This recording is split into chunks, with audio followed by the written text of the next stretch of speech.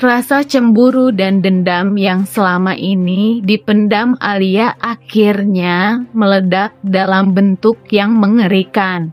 Setelah melihat dengan mata kepala sendiri bahwa perhatian Fauzan kembali tertuju pada Rindu, amarah Alia tak lagi bisa dikendalikan. Ia merasa disingkirkan, diremehkan, dan kalah oleh wanita yang dulu telah ditinggalkan oleh Fauzan. Dalam benaknya, hanya ada satu solusi untuk menghentikan semua ini. Rindu harus disingkirkan secara langsung. Berbeda dari sebelumnya, kali ini Alia tidak menyuruh orang lain atau bersembunyi di balik rencana licik. Dengan penuh amarah, ia turun tangan sendiri. Ia membuntuti mobil yang dikendarai Rindu dengan emosi membara dan tatapan penuh kebencian. Rindu yang sedang dalam perjalanan bersama Ayu tidak menyadari bahwa ada bahaya besar yang mengintai dari belakang. Di jalan pegunungan yang sepi dan berliku, Alia melihat kesempatannya. Dengan sengaja, ia memacu mobilnya dengan kecepatan tinggi, berusaha menabrak mobil Rindu dari belakang dengan niat mendorongnya ke arah jurang. Di detik-detik mencekam itu, Rindu berusaha mengendalikan mobilnya, panik dan bingung atas serangan tiba-tiba itu. Sementara Alia di belakang tampak seperti kehilangan akal, dipenuhi oleh keinginan untuk menghancurkan Rindu secara nyata. Serangan itu nyaris membuat mobil Rindu terperosok ke jurang. Namun beruntung, Rindu berhasil membanting setir dan menghindari tabrakan langsung.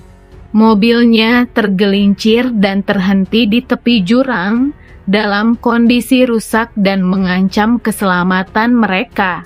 Alia, yang tak sempat mengontrol emosinya, akhirnya berhenti cukup jauh. Insiden itu menjadi titik paling gelap dalam dendam Alia. Ia tak lagi sekadar mencemari nama baik Rindu, tapi kini telah mencoba merenggut nyawanya. Namun apa yang tidak disadari Alia adalah bahwa usahanya itu justru akan membuka mata banyak pihak, termasuk Fauzan, tentang siapa sebenarnya yang layak diperjuangkan dan siapa yang telah mempermainkan kehidupan dengan cara keji. Meski rencana Alia untuk mencelakai Rindu di jalanan gagal total dan Rindu berhasil selamat, justru kegagalan itu membuatnya semakin geram dan kehilangan kendali. Ia merasa waktunya semakin sempit karena dengan Rindu yang selamat, bukan hanya kedekatannya dengan Fauzan yang semakin kuat, tetapi kebenaran tentang niat jahat Alia pun bisa terbongkar kapan saja. Rindu yang selamat membuat Alia semakin waspada. Ia tahu kini Rindu akan lebih hati-hati dan bisa saja melibatkan pihak berwajib. Namun, rasa takut tidak menghentikan Alia. Sebaliknya, ia merasa harus bertindak lebih cepat, lebih licik, dan lebih ekstrem.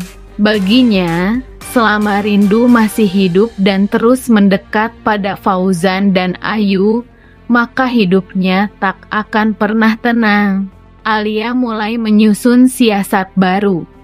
Ia menyamar, mengawasi Rindu dari kejauhan, bahkan menyusup ke lingkungan tempat tinggal Rindu untuk mencari celah. Kali ini ia tak hanya mengincar keselamatan Rindu, tapi juga hubungan Rindu dengan Ayu. Ia berniat merusak kepercayaan Ayu terhadap ibunya dengan cara manipulatif menyebarkan fitnah, memanfaatkan luka masa lalu, hingga mencoba memutarbalikkan fakta.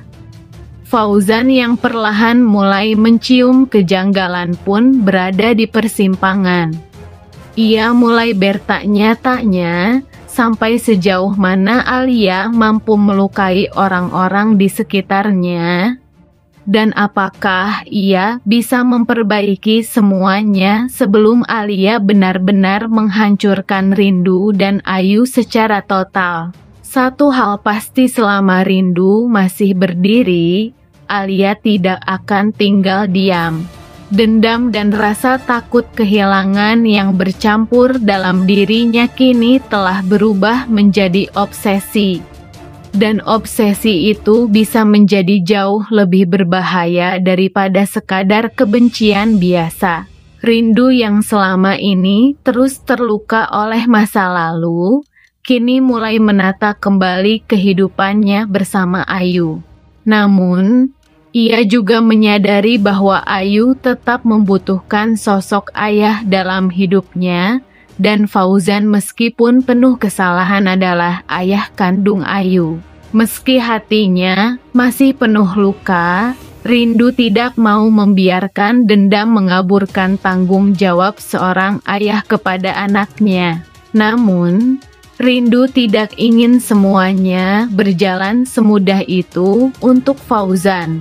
Ia memberikan satu syarat yang jelas jika Fauzan benar-benar ingin mendapatkan kembali hati Ayu dan memperbaiki hubungan sebagai ayah.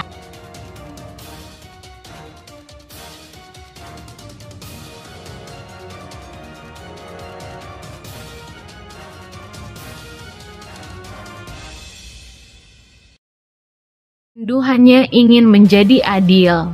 Ia tidak ingin menyakiti orang baik yang sudah begitu peduli padanya, namun ia juga belum sanggup menjanjikan cinta baru ketika hatinya masih rapuh. Dalam diam, Rindu menangis. Bukan karena ia tidak tahu siapa yang selalu ada untuknya, tapi karena ia belum bisa memberi jawaban yang pantas untuk orang yang begitu layak menerima cinta yang utuh. Meski banyak hal telah berubah, dan meski jarak di antara mereka kini semakin lebar, Fauzan tetap tak menyerah. Ia masih terus berusaha mendapatkan kembali perhatian Rindu, wanita yang dulu begitu berarti dalam hidupnya.